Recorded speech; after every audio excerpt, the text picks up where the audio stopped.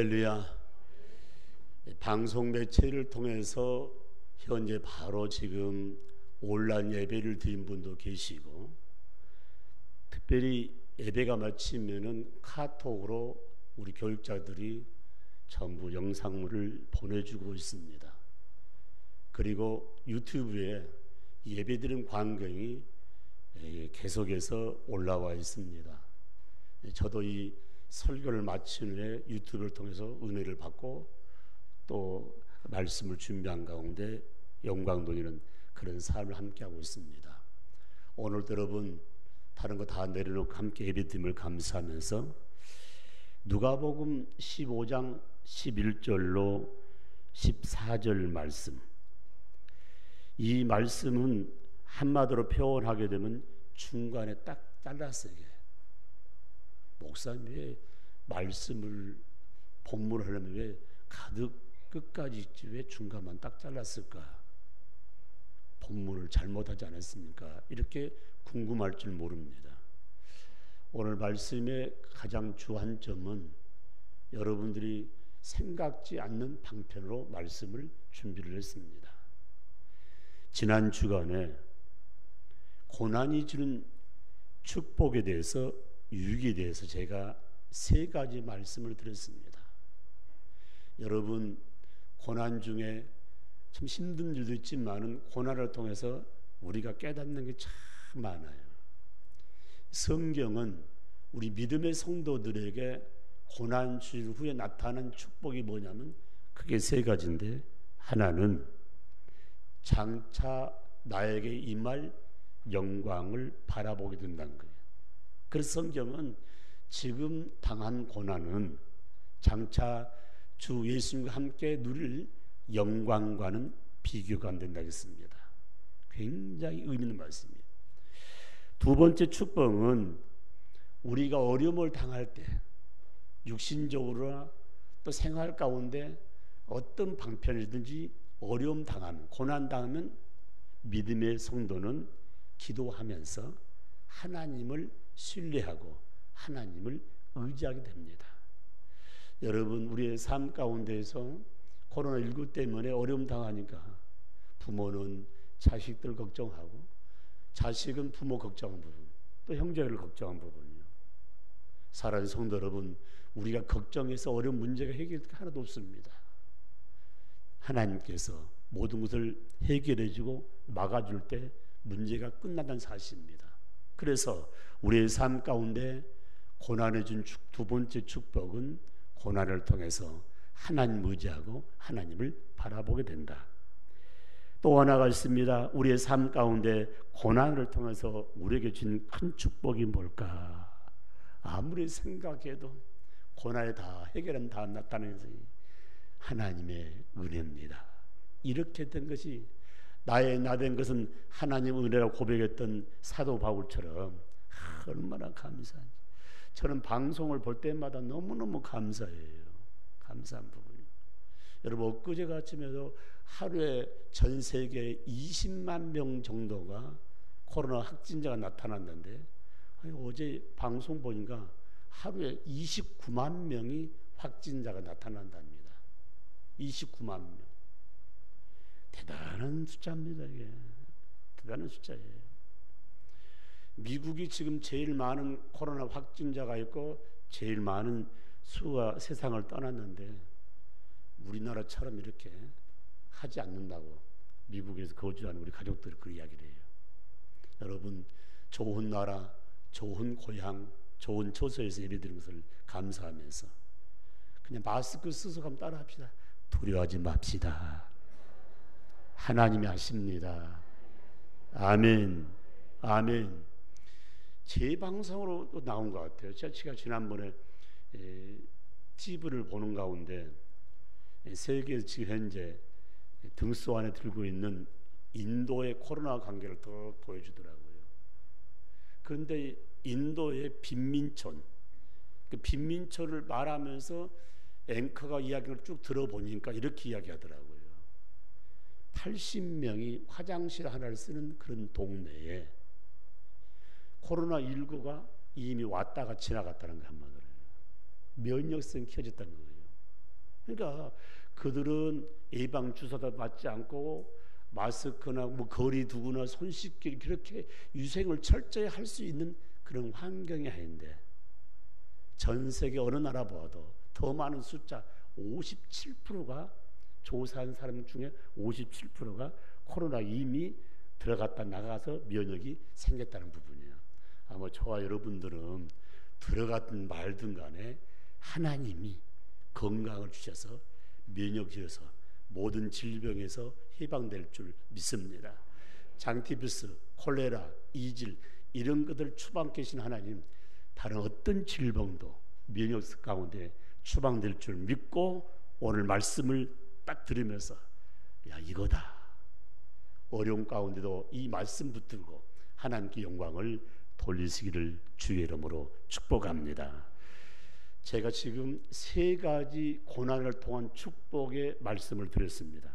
그러면 저나 여러분 어떤 공동체 삶 가운데 어떤 고난이 됐든 간에 왜 고난이 임하는가, 왜 고난이 삶의 현장에 나타나는가, 왜 고난이 초래하는가, 여러 각도로 이야기하는데 고난의 원인이 뭔가 오늘 말씀을 통해서 함께 나누기를 원합니다. 12절 말씀, 누가복음 15장 12절 말씀 같이 한번 읽습니다. 시작.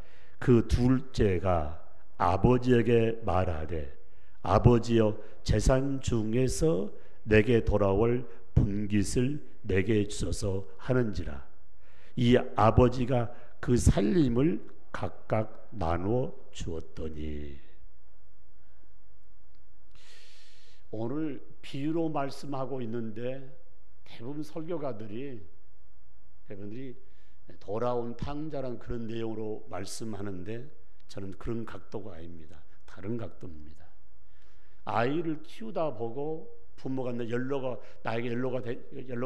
나이가 차서 연로하시면은 어떤 현상이 일어나면은 아들도 분가하고 딸도 분가하고 이제 아버님 어머님 살 날이 얼마나 남지 않으면 부모님 생각도 하지만은 한쪽은 뭐냐면 아버지가 가지고 있는 재산에 눈독을 도는 자식들이 많습니다. 틀린 말이 아니에요. 성경에 나타나는 그거예요. 하루는 둘째 아들이 딱 이렇게 하면서 아버지 면담 좀 합시다. 아버지가 연로하시는데 이제 몇 살 못 살 텐데 그러면 성경 하나도 없어. 이제 아버지가 하는 것이 마음에 안 들어요. 이렇게 하면 될 텐데. 그래서 당돌하게 아버지 면담 신청해가지고 무슨 말했냐. 아버지께서 이제 형님과 나에게 주려는 모든 물질 문제를 이제 제 모든 책에 좀 주세요. 공손히 이야기했겠지 아마 들어요. 그러니까 이 아버지가 힘도 없고 이제 몇 달 안 되면 이제 세상 떠날 것 같으니까 무엇입니까? 아들에게 재산을 분깃을 못을 줬다는 것입니다. 그게 오늘 12절 말씀이에요. 여러분 꼭 잊지 마십시오. 여기 아버지는 누구냐? 하나님이에요. 물질 나눠주는 건 누구냐? 나란 존재에게. 나란 존재. 그럼 이 말씀을 다르게 쓴다면은 왜 고난이 임하는가? 하나님보다는 재산의 물질에 돌리는 것, 눈독을 가진 자, 욕심을 부린 자 반드시 고난하는 거예요. 하나님보다 더 쉽게 이야기하면 말씀보다 물질의 욕망과 욕심을 가진 자는 반드시 문제가 생긴다는 거예요. 어떤 문제예요? 고난이 임한 부분. 성경은 그런 말씀이 딱 많은데 오늘 본문 말씀을 투자해서 말씀드리면 12절 말씀, 아버지가 나이가 들수록 둘째 아들은 아버지는 별 의미가 없고 그 물질에만 눈을 돌리는 부분이에요. 우리 교회는 지금 연로하신 분 참 많은데 미리미리 다 공중에서 나눠주든지 나눠줄 뻔은 똑같이 나눠주고 안 나눠줄 뻔은 몽땅 다 하나님께 봉헌하든지 여러분 차등 주면은 그때부터는 자식들이 내 자식도 아니고 형제가 아니고 남나라는 사실을 마음에 새기면서 물질을 내가 관리할 때 그 물질 가지고 자식들을 전도할 수 있는 기회를 삼으면 참 좋겠다는 말씀. 보세요. 작은 아들이 아버지 말하기를 아버지 재산 중에서 제게 돌아올 못을 주십시오. 아버지 살림을 좀 나눠달라는 부분이에요. 자식이 철없다 할지라도 고집 부리면 안 해준 사람 없어요. 다 줘야 돼 한마디로요. 그렇지 않습니까? 여기 내용 가장 중요한 포인트, 아버지보다 재산 문제예요. 아버지보다 물질에도 관심이 있어가지고 이런 파트가 정말 많습니다. 이런 사건들 얼마나 많습니다. 마가복음 10장 17절로 31절 말씀에 제가 치유수양 때 수십 번 말씀드린 분, 부자 청년이 하루는 예수님께 와서 이렇게 이야기했습니다. 예수 선생님이요, 어떻게 하면 제가 영생을 얻습니까? 영생을 얻습니까? 이렇게 말하니까 우리 예수님께서 그 부자 청년에게 이렇게 이야기를 했습니다. 이렇게 쭉 이야기하니까 중간에 딱 잘하는 말이 지금까지 계명을 잘 지켰습니다. 특별히 가장 중요한 부분 가운데에 도둑질도 하지 않았습니다. 거짓 증거도 하지 않았습니다. 남을 속이도 하지 않았습니다. 싸움하면서 뭐 때문에 살인사건도 하지 않았습니다. 부모도 잘 공경했습니다. 그러면서 하는 말이 내가 어렸을 때부터 이런 거 다 했습니다.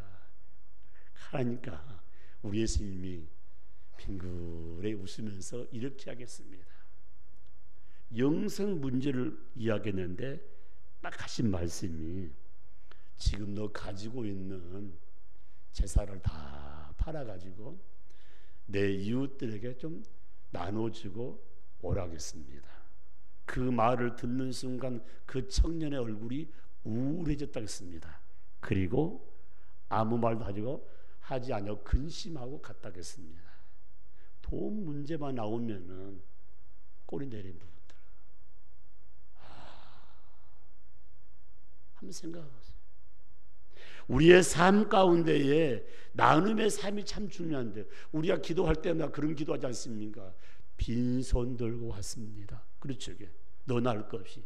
그리고 또 더 중요한 것은 이 땅에 삶 가는 과정 가운데 다 사용하고 누리고 있다가 또 마지막 보면 아버지 앞에 갈 때 또 뭐라 그래요? 빈손 들고 갑니다. 이런 말을 표현하잖아요. 여러분, 물질 때문에 내 인생의 삶에 꽃도 피부지 못하고 문 닫는 그런 일을 갖지 않기 위해서는 말씀에 집중할 수 있는 부분. 세상 물질은 잠깐이다가 지나간 부분. 마가복음 10장 21절 말씀 보니까 재물이 자신의 앞을 막으면 하나님의 존재가 희미해진다고 했습니다. 물질만 생각하면 하나님은 생각나지도 않는다고 했습니다. 뿐만 아니라 마가복음 10장 22절 말씀 보면 인간의 물질을 초월해야 비로소 아버지가 거기에 계심을 발견하면서 그리고 영원한 것을 놓치지 아니한다고 분명히 말씀하고 있습니다. 오늘 제가 말씀 첫 번째 내용 가운데 고난은 하나님보다 말씀보다 물질의 욕망 욕심이 임할 때 생각지 않은 많은 고난이 임한다. 그렇다면 요한복음 17장 5절 말씀에 예수님의 모습을 보십시오. 하늘나라에서 정말 영광을 누렸던 그분이 이 땅에 와서 삶을 사는 가운데 인간의 모습으로 와서 이 땅에서 욕망을 접었다는 부분이에요. 그리고 아버지만 생각했다습니다. 다시 말씀드리면 세상 욕심보다 어떻게 하면 하나님께 영광 돌리는가에 목적을 뒀을 때에 마지막 장식이 얼마나 소중했던 것을 발견할 수가 있습니다. 그렇다면 저와 여러분이 아버지께 영광 돌리는데 초점을 맞추는 것은 더욱 가장 값진 삶이라는 사실을 마음에 새기면서 물질 때문에 영원한 것을 놓치지 않고 어려운 고난에 임하는 그런 삶을 떨쳐버리기 위해서는 욕망 가운데 물질의 욕심을 버리라는 이 말씀 한 번쯤은 생각하고 기도하는 시간 되기를 주의 이름으로 축복합니다. 아멘. 두 번째 말씀은 13절 말씀이에요. 같이 한번 누가복음 15장 13절 말씀 같이 있습니다. 시작. 그 후에 며칠이 안 되어 둘째 아들이 재물을 다 모아 가지고 먼 나라에 가 거기서 허랑방탕하여 그 재산을 낭비하더니. 여러분, 이 말씀 속에는 두 번째 고난이 왜 임했는가 잘 보시고, 여기 아버지가 누구라고요?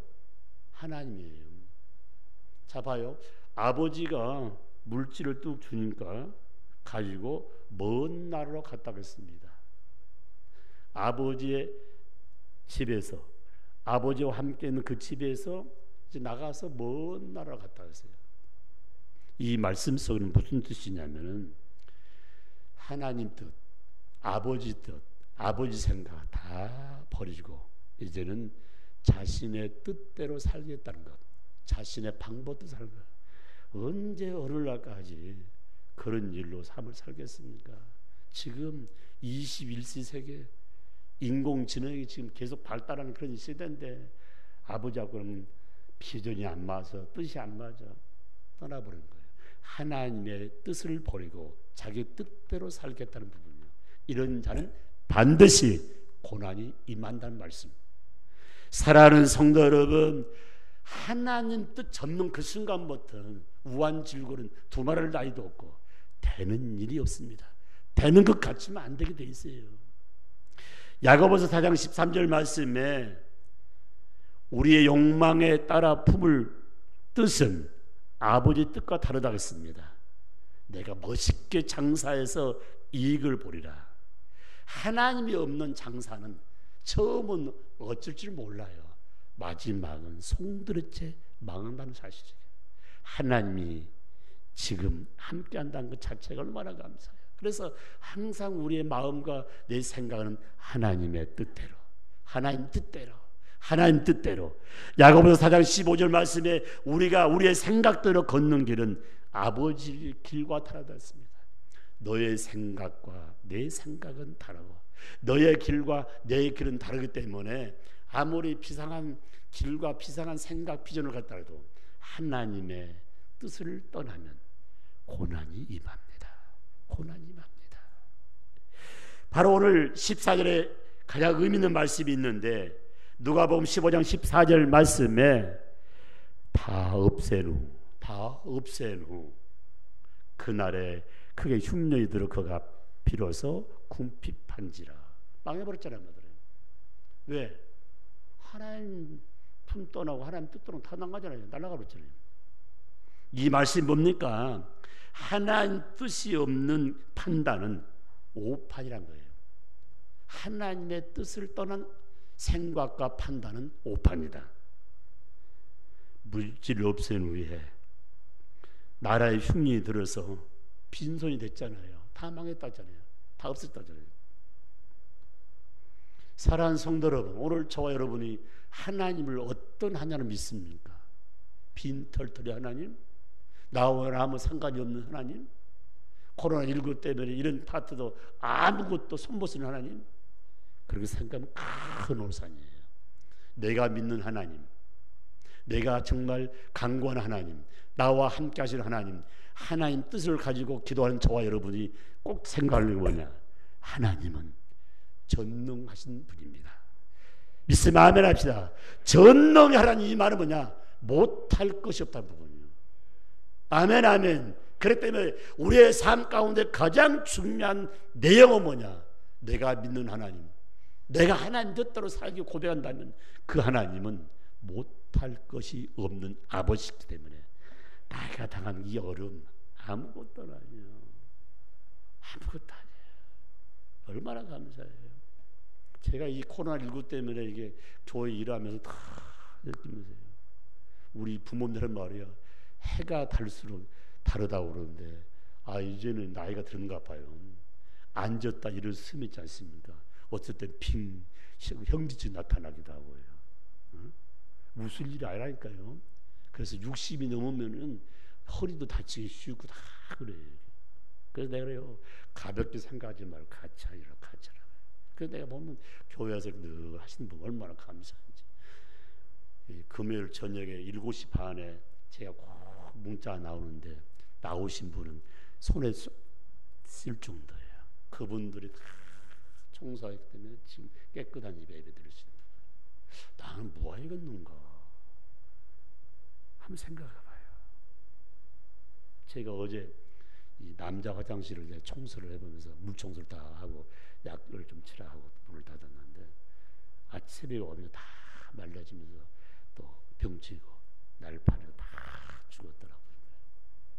사랑하는 성도 여러분, 내가 말씀 듣고 생활 가운데 이렇게 하고 교회를 향해서 이렇게 봉사하고 이웃들을 이렇게 섬기겠다는 그런 내용들이 얼마나 소중한지를 모릅니다.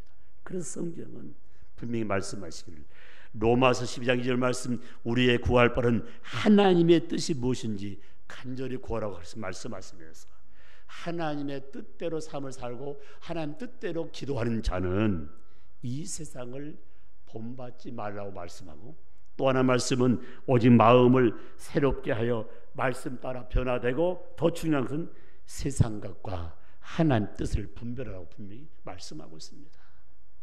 사랑하는 성도 여러분, 하나님 뜻대로 하지 않으면 나도 고난당하고 우리 가족이라는 공동체도 고난이 임한다는 사실을 마음에 새기면서 그 많은 숫자 가운데 한 사람이라도 바르게 말씀의 뜻대로 살면 하나님은 그 공동체를 지켜준다는 사실을 마음에 새기면서 누가복음 22장 42절에 인간의 모습으로 이 땅에 와서 저희들을 구원하신 예수님, 마지막 겟세마네 동산에 기도할 때 마지막 내용은 뭔가, 내 뜻대로 마옵시고 아버지 뜻대로 하옵소서. 아버지 뜻대로 하옵소서. 그 순간부터는 고난이 사라질 줄 믿습니다. 아멘.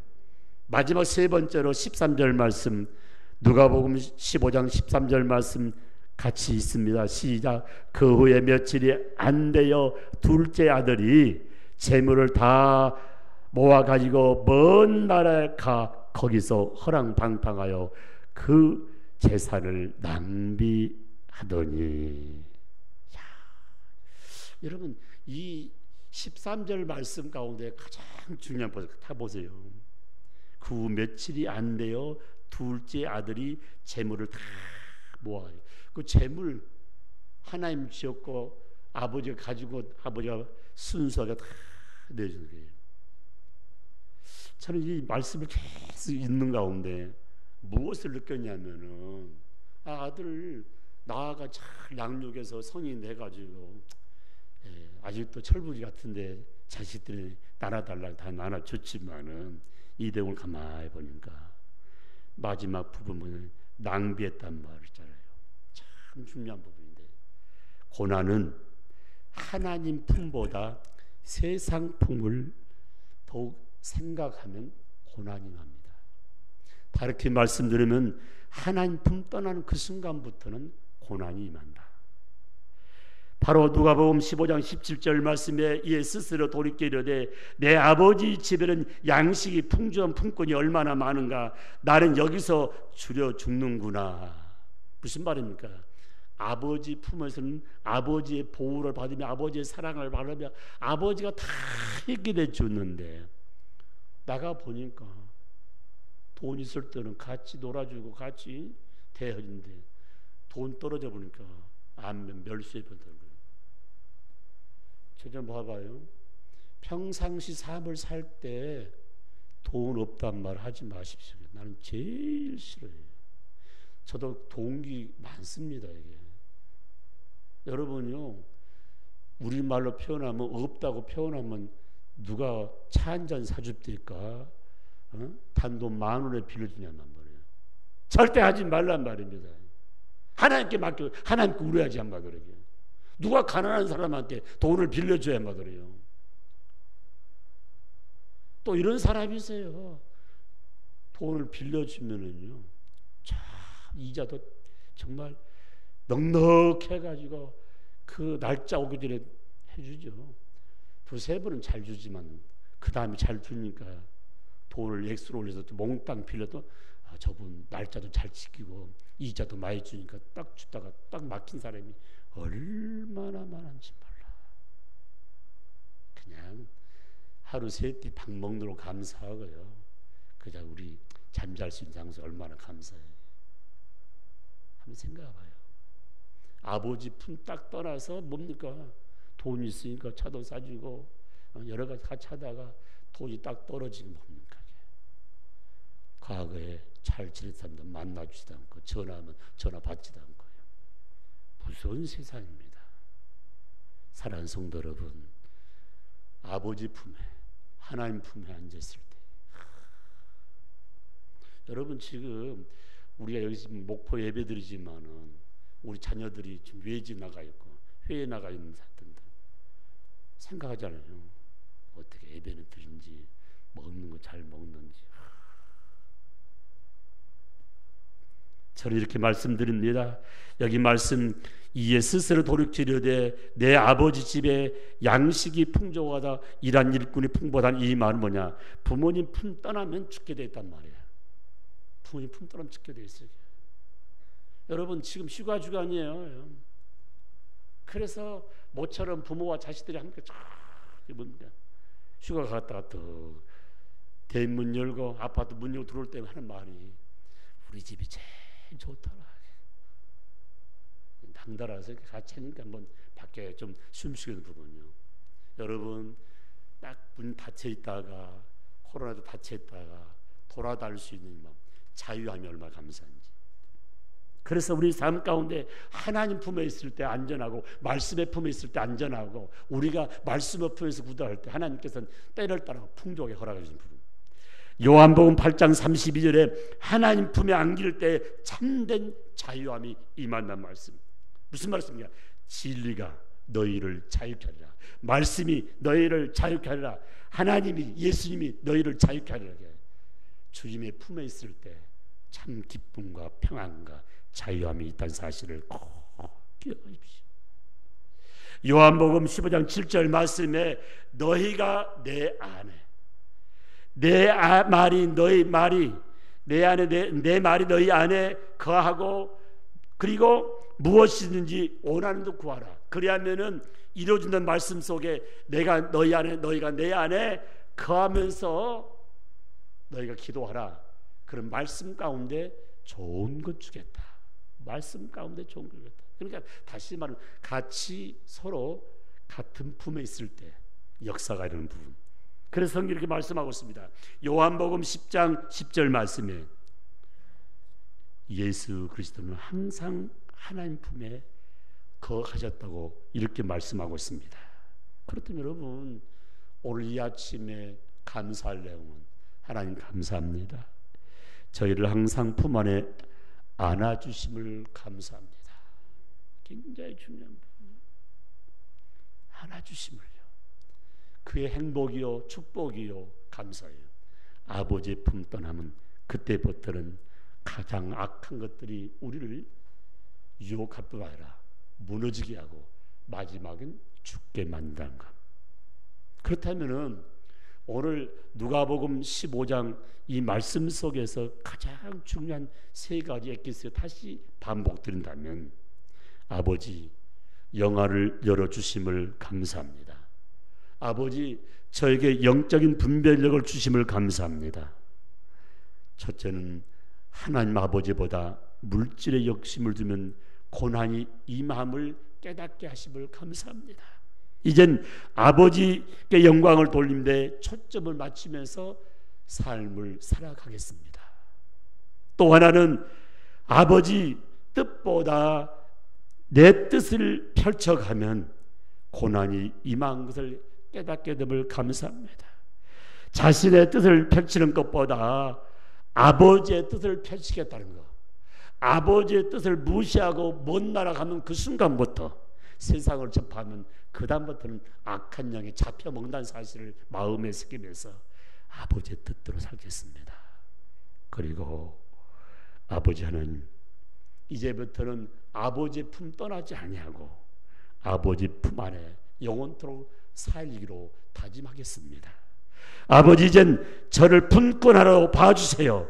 아버지 품을 절대 떠나지 않겠다는 둘째 아들의 고백은 바로 저와 여러분의 고백이라는 사실을 마음에 새기면서 왜 고난이 왔는가, 왜 고난이 왔는가, 뭐 물질에 집착하지 말고 왜 고난이 오는가, 나의 뜻, 자기 생각 앞세우지 마십시오.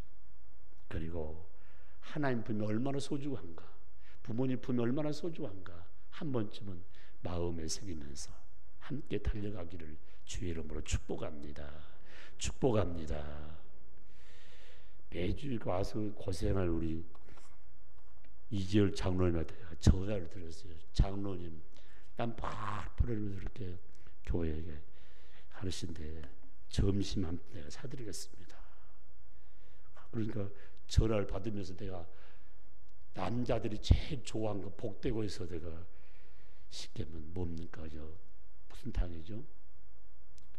저 보신탕을 사드린다니까. 아이고 목사님, 난 못 먹습니다. 그래서 나는 목사님 사준다니까. 부담스러워서 지금 못 드시냐고. 어젠가는 내가 만나서 장로님 정말 보신탕 못 먹습니까? 못 먹는데 이게. 참 별사람다 보니까 목포 사람 아니죠. 그러니까 나 목포 사람 아닙니다. 다른 사람이죠. 그래서 아무한테나 그거 하면 안 되겠더라고. 그래서 너무 고생해서 사랑하는 성도 여러분, 날씨도 덥고 하는데 멀리 못 가더라도 우리 가족들 함께 모여서 따뜻한 사랑을 나누면서 우리 일본 교회를 통해서 예수 잘 믿자 함께 나눌 수 있는 부분 얼마나 감사해요. 오늘 말씀 하나님 뜻대로 살겠습니다. 아버지 품 안에 살겠습니다. 이제는 아버지 세상 것 바라보지 않냐고 말씀 가운데 달려가겠다는 굳은 의지를 마음에 새기면서 승리의 삶, 축복의 삶이 되시기를 주의 이름으로 축복합니다. 우리 아버지 1부 예배, 2부 예배, 3부 예배 드릴 때마다 함께 하시고 새벽에도 귀한 종들이 하나님께 영광 돌려 싸우니 주의를 거룩히 지키는 가운데 우리 몸에 바이러스도 생기게 하시고 우리 몸에 아버지 하나님 특별히 건강한 바이러스 통해서 하나님께 영광 돌릴 수 있도록 주님이 이끌어 주옵소서. 특별히 예지 나가는 모든 자들 건강 가운데 영광 돌리게 하시고 특별히 많은 공동체를 이끄는 리더들에게 주에 함께 하시고 이번 한 주간도 어림이 없도록 하나님 장중에 붙잡아 주옵소서. 휴가 주간입니다. 아버지 낯선 땅에 가달지도 하나님 보고 인도해 주시고 어려움이 없도록 하나님이 이끌어 주옵소서. 지금은 교회 머리가 되시는 우리 주 예수 그리스도의 은혜와 하나님 아버지의 극진하신 사랑과 성령님의 감동 감화 이렇게 교통하심이 말씀 안에서 하나님께만 영광 올려드리도록 결심하는 사랑하는 성남 성녀 머릿머리회와 가정과 교회, 나라와 민족, 열방들 위해 이제로부터 영원토록 함께 있을지어다. 아멘.